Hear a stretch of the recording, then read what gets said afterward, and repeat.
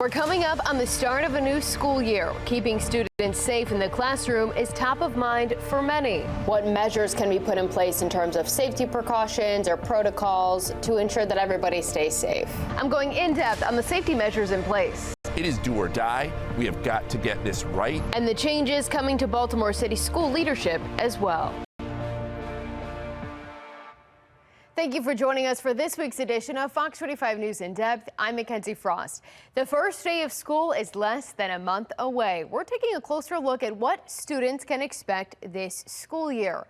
In Baltimore City, this year is expected to mark the final one under Dr. Sonia Santelises' leadership. We'll take a closer look at her tenure and what to expect from the search for a new CEO coming up in just a few minutes. But we begin with an issue that is impacting students across the state: violence in schools.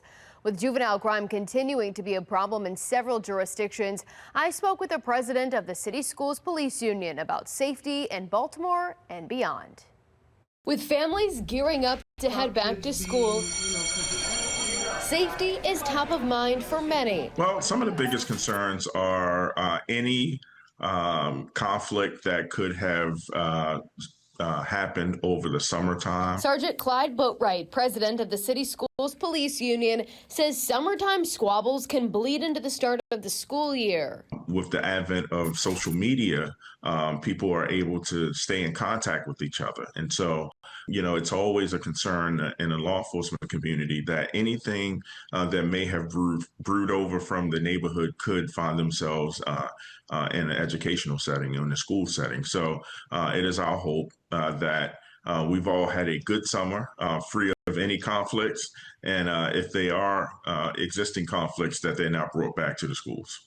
What can school systems do to prepare for said conflicts, or, what measures can be put in place in terms of safety precautions or protocols to ensure that everybody stays safe? Well, one of the things that local jurisdictions have taken a hold is the cell phone ban. By banning cell phones, young people are not able to pass messages. Some school systems have implemented backpack protocols requiring clear backpacks.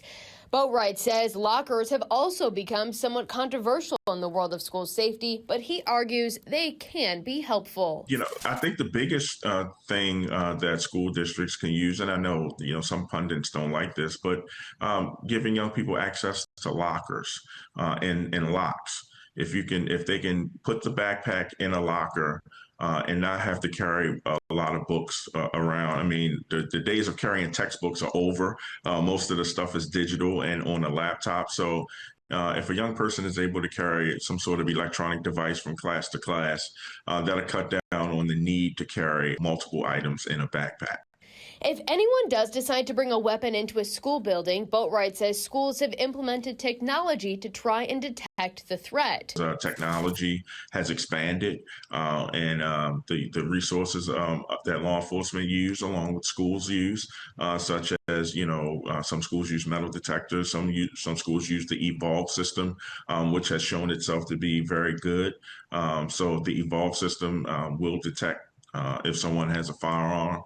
And so as long as we use those preventive measures. But technology isn't always perfect. I will say that the amount of guns that are available, our schools are not, free of, being susceptible for people to possess those firearms. It's the use of the firearms that concerns me.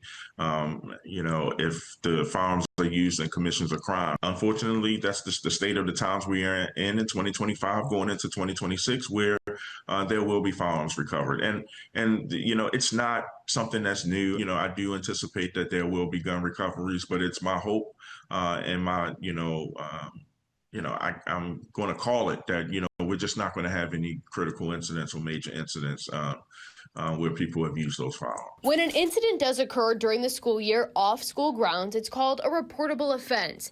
These are crimes such as homicide, attempted homicide, carjacking, arson, assaults, and more. The arresting law enforcement agency is required to share details with the school system to ensure safety for everyone in the classroom. It's my hope that our local police departments all throughout the state are communicating with the educational folks. Now that we in the police community know how important this law is, and to ensure that real-time information is available. Communication amongst those that should be in the know is very, very important for safety.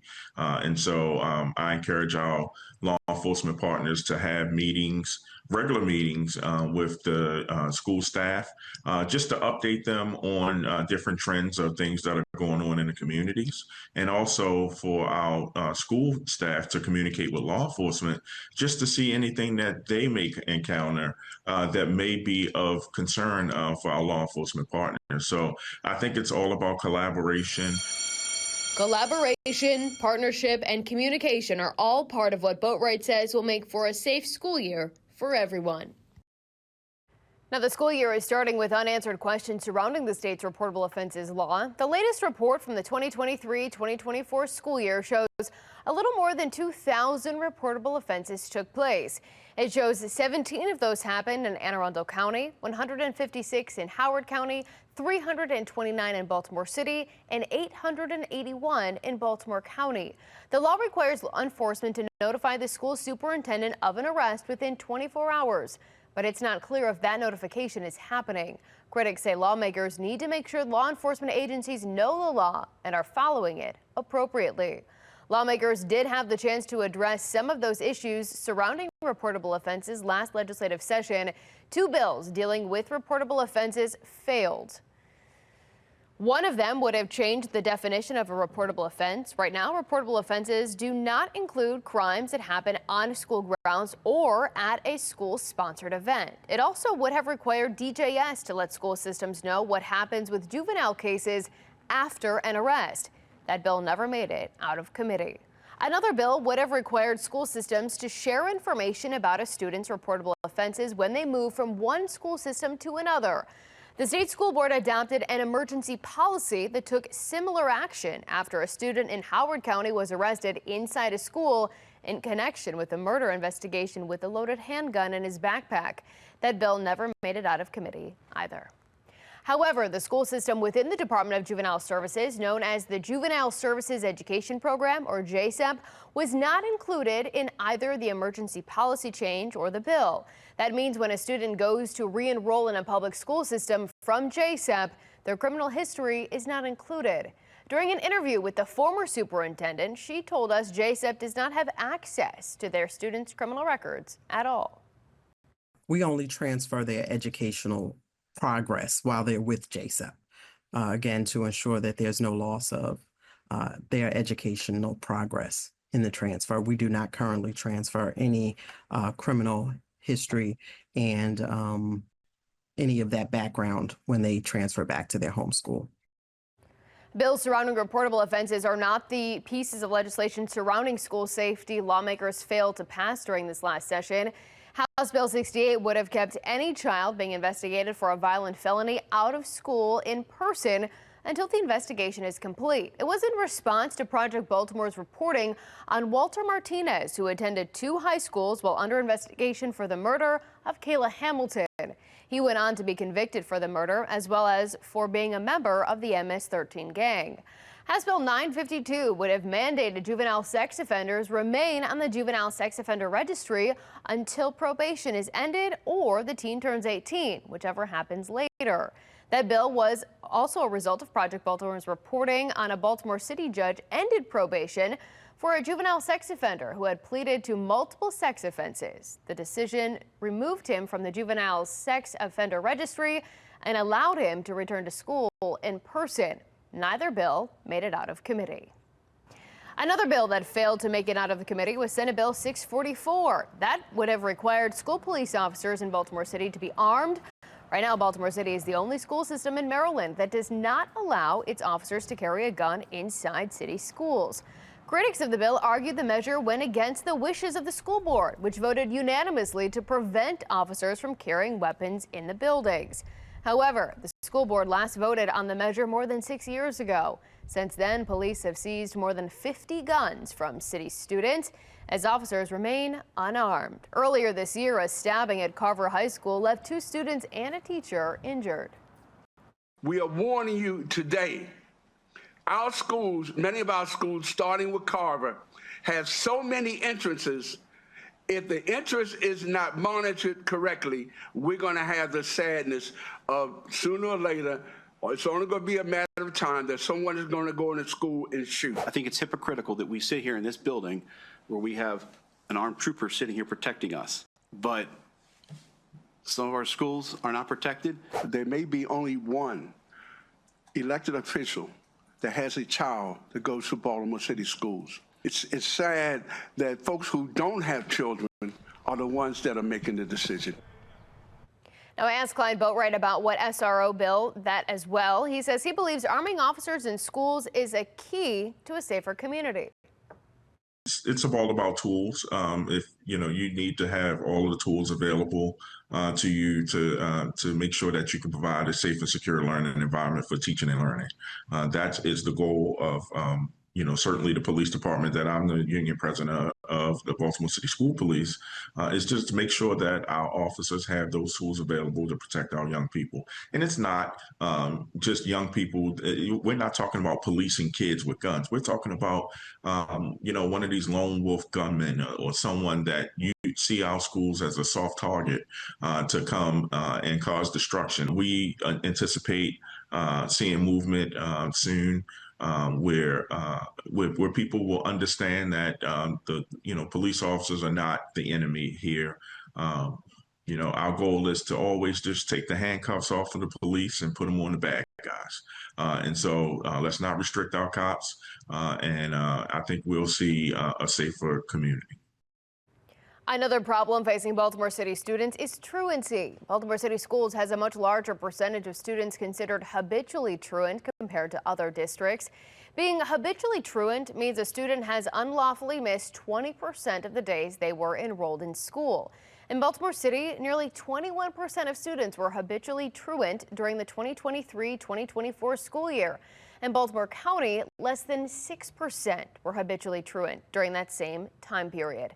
Howard County's truancy rate was around 2% during that school year. Carroll County Sheriff Jim DeWeese argues a higher truancy rate could be a detriment to kids' safety because without school, students don't have a safe place to go.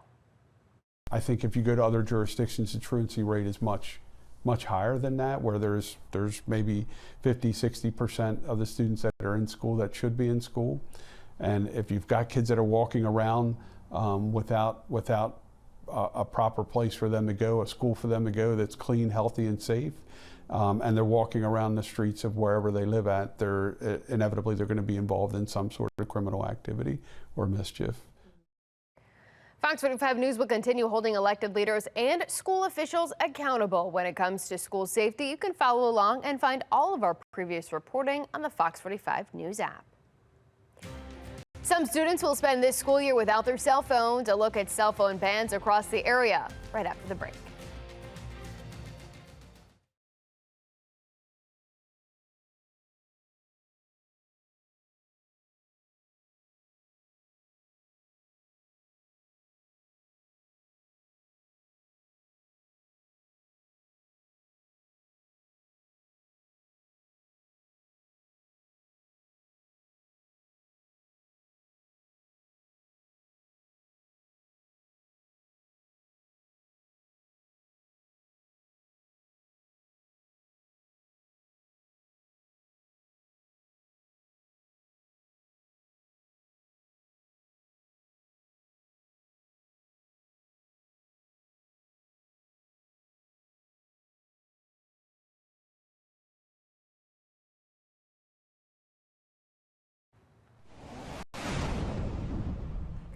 This school year will mark the last one for Baltimore City's school CEO, Dr. Sonia Santelises. She has been the head of the school system since 2016.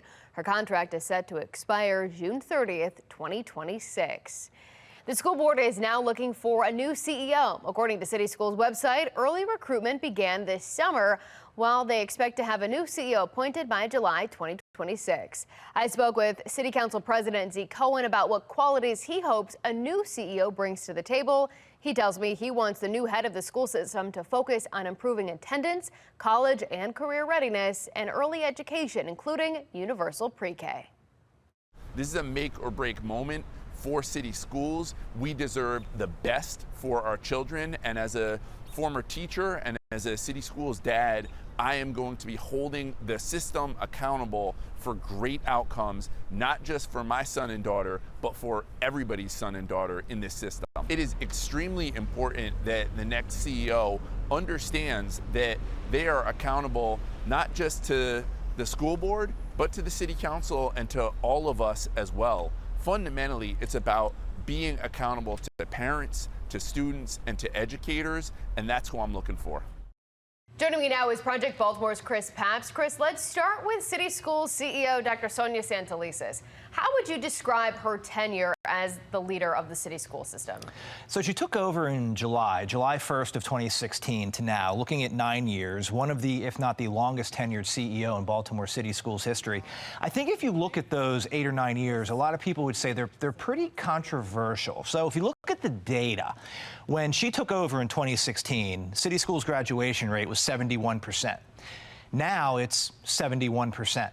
But if you look at attendance rates, if you look at chronic absenteeism, the dropout rate, the mean AP score for exams, SAT scores, they're all worse now than they were when she took over 8 or 9 years ago. And a lot of people would point to COVID and say she had to deal with that, which is certainly true. But many of those numbers were going in the wrong direction in 2019, the year prior to COVID, and COVID clearly exacerbated them. But you also got to look at the money. When she took over, city schools budget was around $1.3 billion. Now it's $1.7, $1.8 billion. And the school system has 8,000 fewer students. So she's getting significantly more funding to educate fewer students. And many of the educational metrics are simply going in the wrong direction. So a lot of people would call her tenure a failure. The mayor of Baltimore, Brandon Scott, is a very big proponent of her, largely because he points to she navigated through building of new schools, and now every school in the Baltimore city has air conditioning. So, there are some successes like that the mayor would point to, but as far as educational outcomes for students, they're not there. When you look back and people look back at her time after she is gone, what do you think will be the biggest thing that defines her time as the CEO? Well, I think it depends on who you are. So if you want to look at the infrastructure, you're going to say that we have all these new schools, these 21st century schools that, that was the name of the bill that provided the funding for the school to be able to do that. Mayor Scott is going to look at it from that way and say, listen, we have air conditioning in all of our schools now. She navigated us through that. But the other people are going to say she's not a contractor. She's an educator. She's supposed to be educating the students. And the educational outcomes just aren't there. The graduation rate is the exact same, 71%. Now, it has gone up, it has gone down a little bit over those 8 years, but if you start now and you go back to 2016, it's the exact same. And as we mentioned, she's getting hundreds of millions of more dollars in funding from taxpayers to educate thousands of fewer students, but that main metric, graduation rates, hasn't changed at all.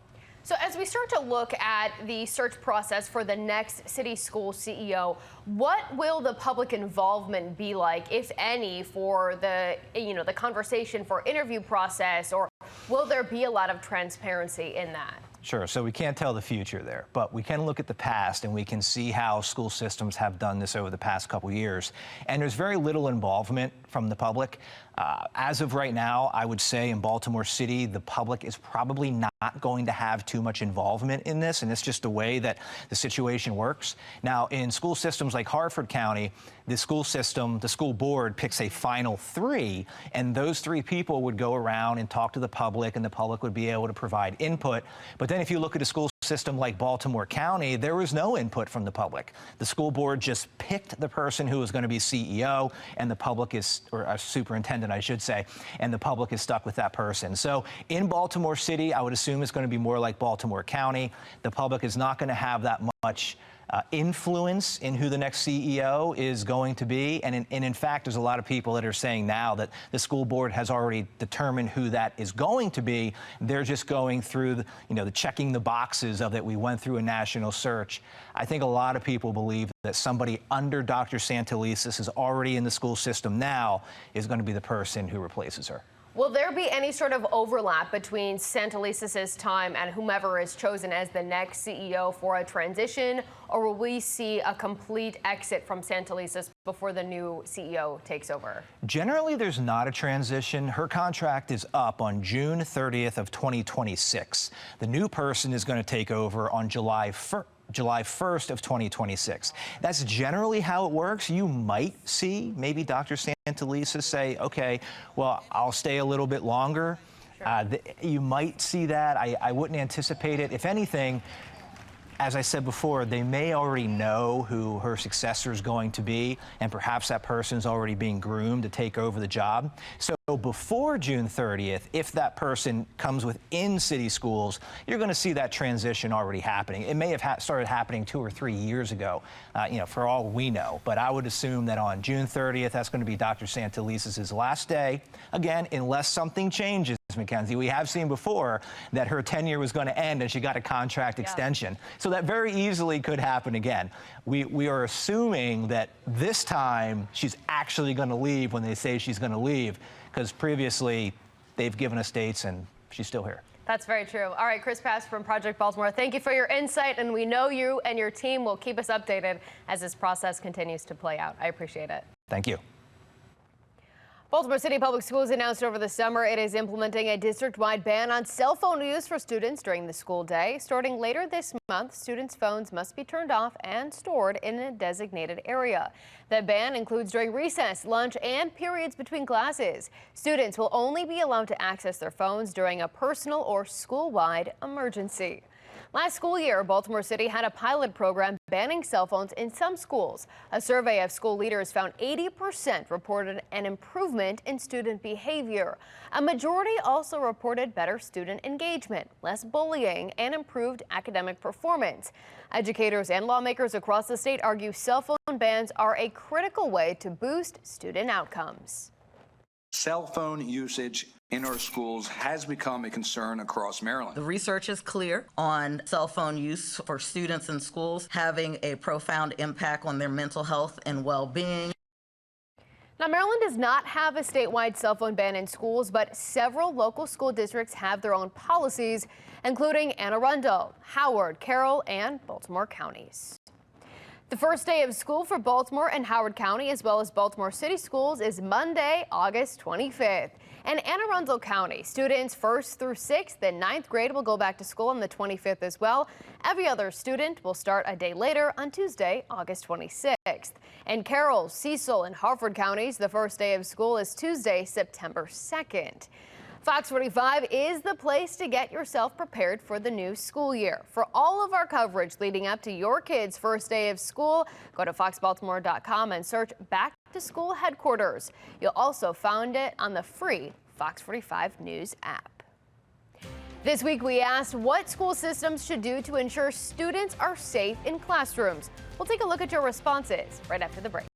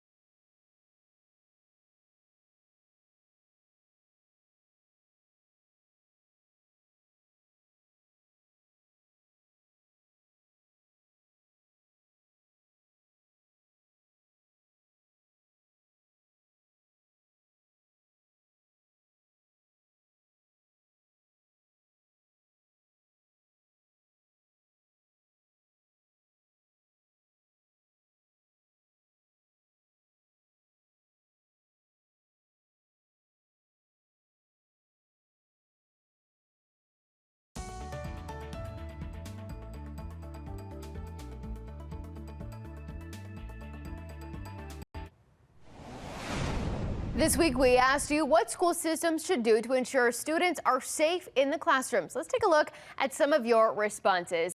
James says, homeschool them. Bruce says, do a thorough background check on teachers and do random drug testing. Anderson, what about keeping teachers safe from violent and unruly students? Rick says, metal detectors, student screening, and advanced imaging technology, as well as trained officers. All right, that's it for this week's edition of Fox 45 News In Depth. I'm Mikenzie Frost. Thanks for watching. Have a great day.